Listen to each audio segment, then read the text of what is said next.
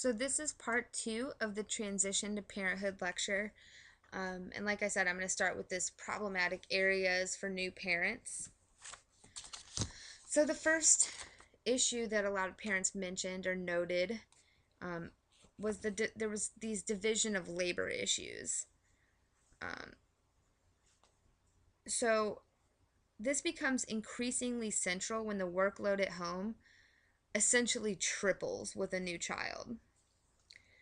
So fathers today, especially compared to in the past, are doing a lot more to help out with this division of labor, but mothers are still doing the majority of the work.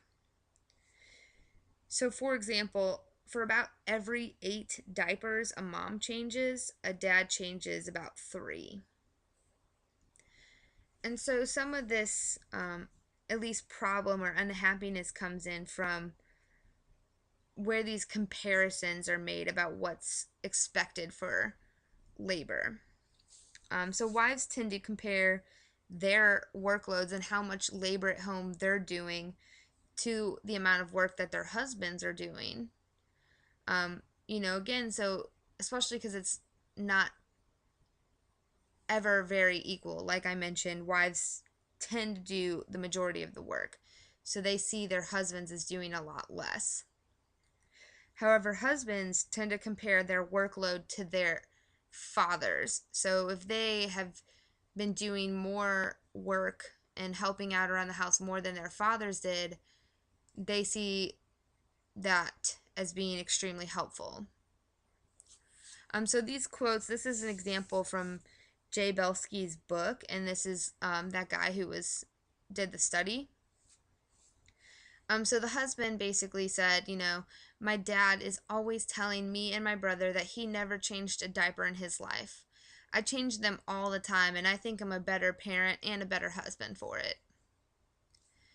But his wife had a sort of different perspective, so she basically stated that David knows his father never helped his mother, and since he gives me a little help, he thinks he's Mother Teresa. The truth is, I do about 80% of everything. And you know what really burns me up? The way he acts when his parents visit. Usually he does a little more then, and of course they think he's wonderful. And so, again, you can see it also has to do with kind of like expectations for how labor will be divided too. And so, especially for parents or spouses whose expectations are unmet, that can actually lead to less satisfaction.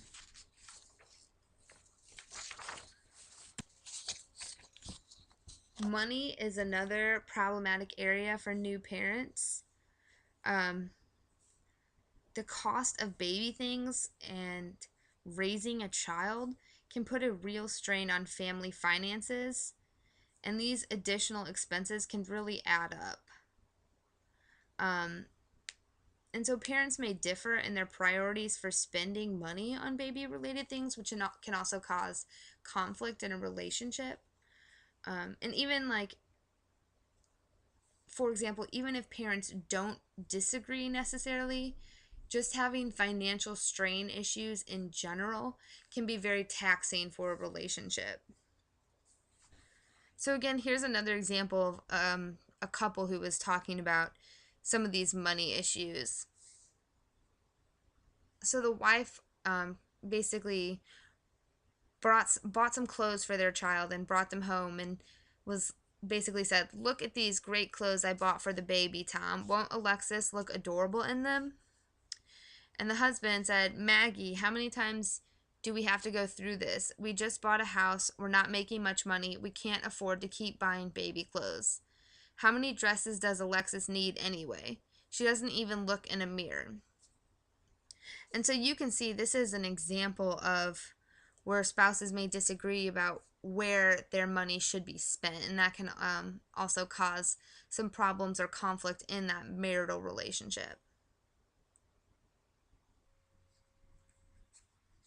So there's still some other relationship difficulties that couples experience. So sex is an issue. Sex in the first year after the birth of a child drops 30 to 40%. So if couples were having sex twice a week prior to their first child, that would probably drop to barely more than once a week. There's also some issues with the baby versus self focus difference between men and women. So men tend to say that women are more baby focused, and that there are also more extra female experts around. So this could be people like your mothers, your in laws, any relatives. So when you have a baby, people like to give you advice and experience um, on how raising a child was for them. Women, however, tend to say that men are more self focused. They may see their role as a parent as more of a provider, and this could include things like spending more time at work to be a better provider. And also, women say that men tend to have difficulty giving up leisure stuff, so sports, hanging out with their friends, or doing their leisure activities. And so I have some quotes on the next page, I guess, that will demonstrate these on the next slide. So, for example, the first one: last Sunday, while Ellen and I were laying in bed, I reached over and touched her. She'd been half asleep, but as soon as I put my hand on her breast, she bolted upright, pulled a sheet over her, and said, "Don't. Not now. That's for Jonathan." Believe me, if I ever had any doubts about her priorities, that incident cleared them up in a hurry. So again, you can see how there's this discrepancy between um, with women being more baby focused, and in this example you can also see how this might inhibit sexual activity between partners. With regard to the self focus, another example, this was from a woman. I'd had a cesarean, so Norman carried Natasha into the house, but he was so concerned about getting to the TV set and the football game that the minute he got through the door, he practically threw her on the floor. He didn't take her out of the baby seat or unwrap her blanket. He didn't ask me what I wanted. Sometimes I wonder whether he realizes the two of us exist. And so you can see this woman is really emphasizing that her husband was self focused and focused on his leisure activities as opposed to being more focused on the baby. And so, again, I want to emphasize that this is not characteristic of all couples, but this is just some general themes that they were finding in their study. So, again, a few more things. Career and work issues can also be problematic for relationships. So, despite the changing roles, when it comes down to it, men may still think of themselves as the breadwinners, and women may have to sacrifice their careers more.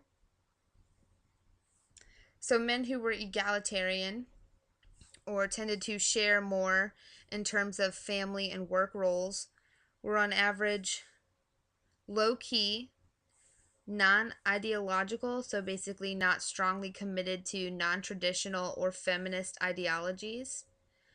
They were extremely secure, domestically skilled, and deeply in love with their wives. And so, again, having partners who are willing to share in that role tends to be related to more satisfaction for women, especially in the relationship. And the social life issue also can be problematic for relationships. So for the first few weeks after you bring a new child home, they're very busy and can also feel socially isolating. So, and this can be even with family coming to help or visit, it still may feel like that during this time. Recreational activities in the form of visits to friends, movies, outings, so basically your social life, declines about 40% in that first year of having a child. And getting a stranger to babysit is also pretty scary for new parents, and couples, especially in the first 6 months, rarely leave an infant unless a relative can babysit.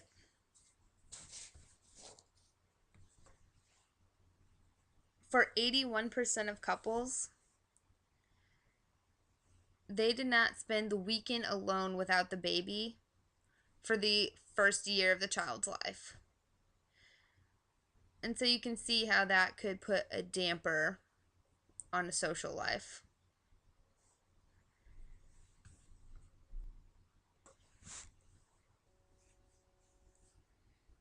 So, as I mentioned earlier, there are some successful couples, of course, across the transition to parenthood. And although these couples may face problems, there are these characteristics that really differentiate successful couples. The first of which is expectations. So, for couples who have more realistic expectations about what the transition to parenthood will be like and sort of the implications that'll have for their relationship, that actually makes it an easier transition, as opposed to couples who have really unrealistic expectations. Gender ideology is another one. There's three types that you should know about. The traditional, and so they divide work along gender lines. So there's very specific men's and women's work. There's transitional, and this ideology believes that roles are interchangeable. And then there's egalitarian, where people with this ideology believe that roles should be divided equally. And so only the men who were egalitarian or had an egalitarian gender ideology actually helped with the housework after the baby arrived. And so, really, what is most important in this gender ideology is that couples have the same expectations or ideologies. So, if both partners are egalitarian, that's going to help them be a successful couple, as opposed to if one partner is egalitarian and the other partner is traditional. Successful couples also had a team focus rather than a self focus. So, a couple's ability to join forces and work together during a crisis. For example, we're in this together.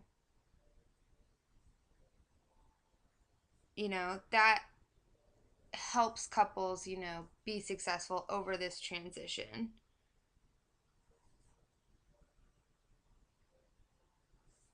Conflict management is another thing that successful couples are able to do. So, and this conflict management includes things like conflict resolution skills. So, being able to manage and resolve their conflicts in this relationship actually fare better than those who have problems with that. And then perceptions on life and emotionality also sort of differentiate successful couples. So this is kind of your outlook. So, whether you're a glass half full or glass half empty sort of outlook on this experience and life in general. And so having a more positive outlook on these transitional experiences leads to actually having more positive experiences. And so that can, really help couples be successful.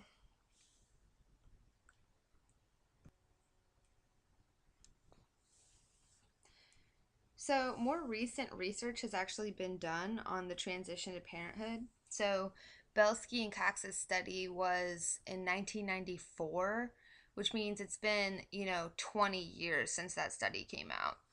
And so, there's been a lot of other research examining other aspects of the transition to parenthood as well.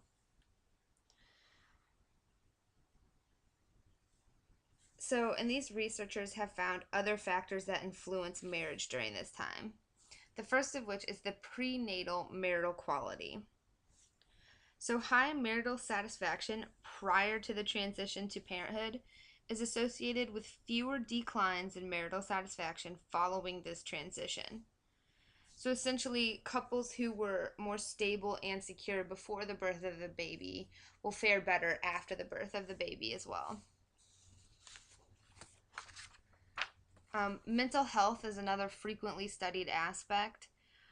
So, couples with less depression experience better marital adjustment. And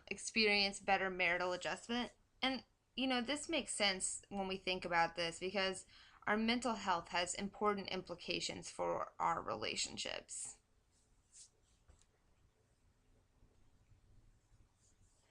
Social support has also been found to be protective for couples. So when parents have people they can rely on, such as friends or relatives, and if these individuals provide, emotional support or even instrumental support, such as helping out with child care, these couples tend to fare better than if they don't have people in their life that they can rely on. So again, problem solving skills is another thing that's been studied recently.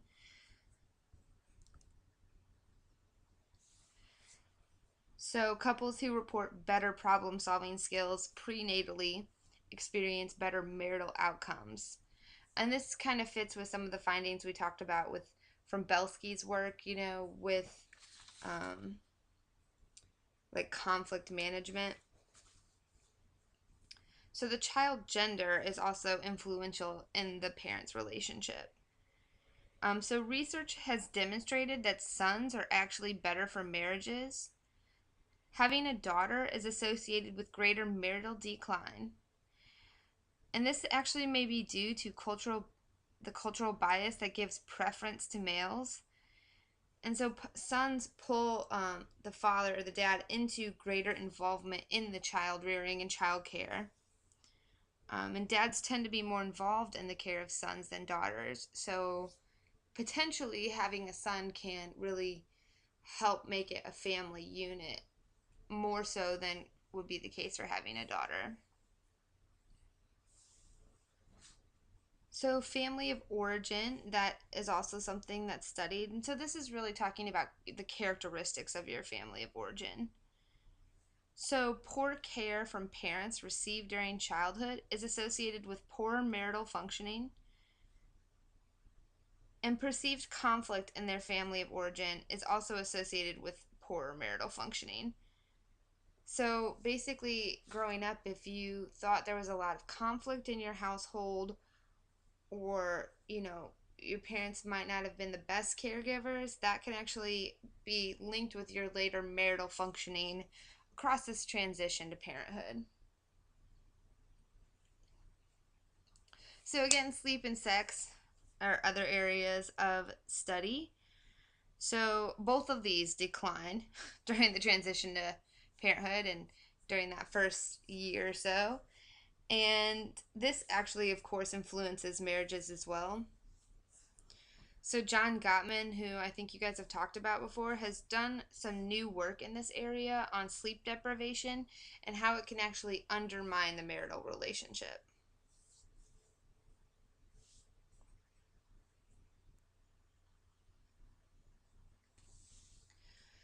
So, researchers are now making their findings available to the general public, and this is beginning to help inform new parents of these typical changes over the transition to parenthood and what to expect.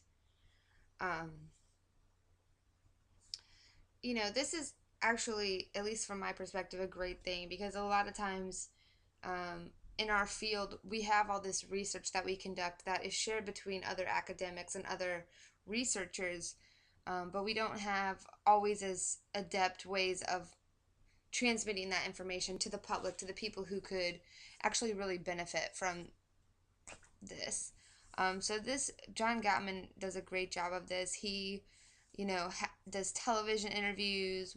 He has books, workshops. Basically trying to actually help parents and couples through the research, through what he's learned from his research. So I don't have it on here, but I also want to show you guys a media clip with him and his wife talking on CBS News. I will post that like under the link to this so you can watch it. It's a really good example of how he uses like media to educate new parents. And so this is just one example, but Gottman's done a bunch of interviews. And so I'll also put his website up, so if you're interested in poking around and kind of seeing what's on there, you'll be able to. With regards to the newspaper, Gottman's research study, this bringing home baby, which was, this transition to parenthood, it's actually been highlighted in several newspapers, such as the Wall Street Journal, and it actually has tips for new parents as well. He also wrote a book called And Baby Makes Three about the same process. And again, like I said, he does like workshops and at home workshops, which you can like purchase the DVD from the workshop on this website and do it at your house. But they also have ones where trained professionals come in and teach parents skills and couples skills that they'll help make them successful across this transition.